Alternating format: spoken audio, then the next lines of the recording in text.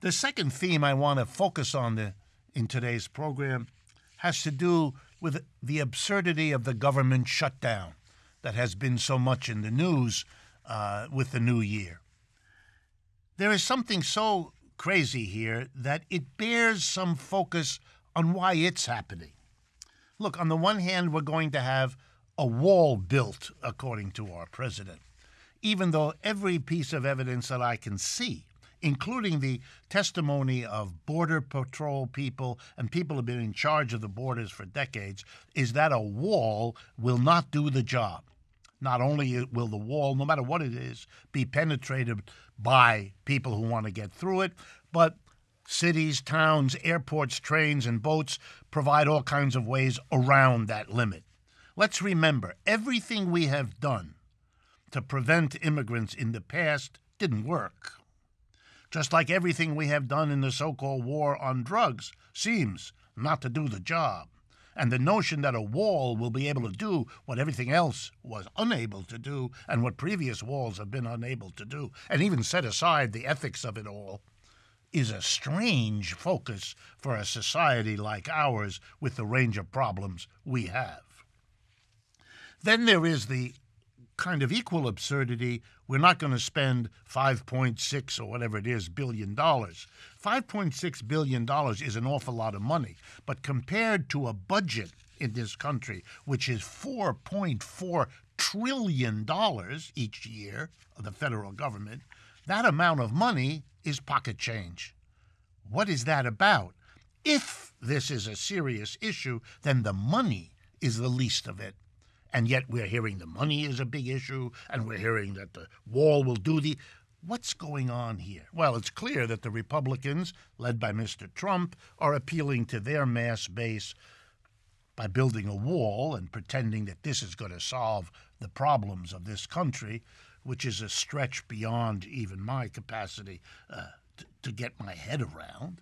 And we have Democrats unwilling to spend some money as if it were a great issue of our budgetary capability. They're appealing, of course, to their base, which doesn't like the wall and doesn't want to spend the money either.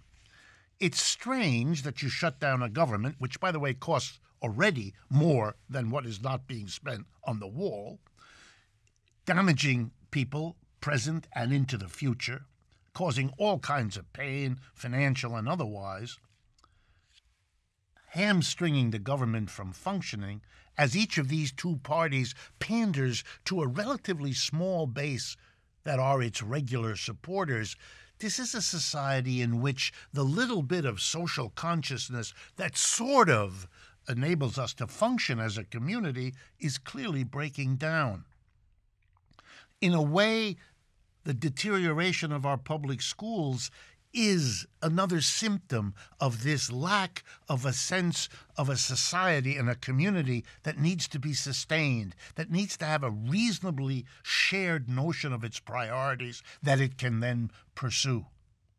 I think it's important finally to face that these signs, and we cover many of them in this program, these signs of a public school system breaking down, of a governmental apparatus disintegrating into absurd contests over secondary issues while the primary ones go unattended. These are signs of social disintegration.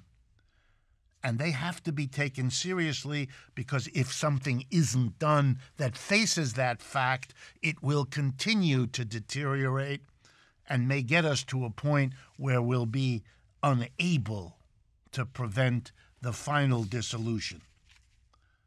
You know, I recently did essays and programs around what happened in the Soviet Union in 1989.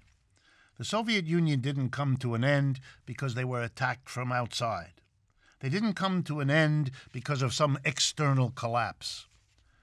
The Soviet Union imploded of itself, its own internal inability to solve its problems, inability even to face them, caused in the end the disintegration that the rest of the world observed.